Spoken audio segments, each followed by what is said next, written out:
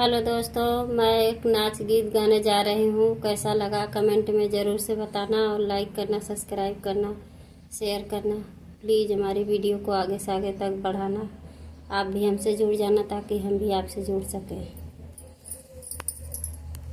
लाली रंग साड़िया उजारा रंग पुरुषवा पिया पुरुषवा भाई नैना पिया पुरुषवा भाई नैना जेवना जेवता कबेरिया पिया का चिठिया लेना जेवना जेवता की बेरिया पिया का चिठिया नीना चिठिया बाच छोटा का देवरवा पिया का बदली भाई लेना चिठिया बाच छोटा का देवरवा पिया का बदली भाई लेना लाली रंग साड़िया उजारा रंग पुरुषवा पिया पुरुषवा भाई नाना पिया पुरुषवा भाई नाना गेड़ुआ घोटा की बेरिया पिया का बदलिया नीना गेड़ुआ घोटा की बेरिया पिया का चिठिया नीना चिठिया बाचा छोटा का देवरवा पिया का बदली भाई नाना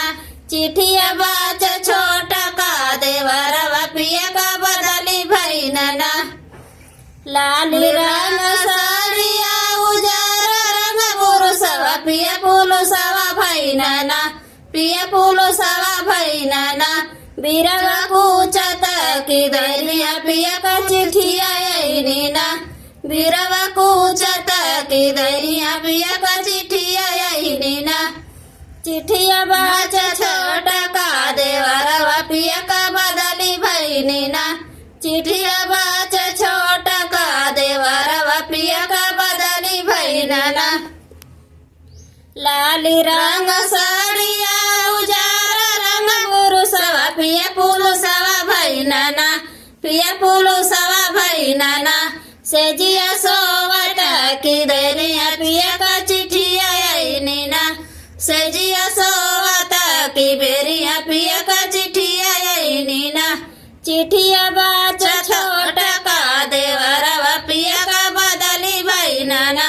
चिठिया बाचा छोटा का देवरवा पिया का बदली भाई नाना लाली रंग साड़िया उजारा रंग पुरुषवा पिया पुरुषवा भाई नाना पिया पुरुषवा भाई नाना सेजिया सोवता की बेरिया पिया का चिठिया नीना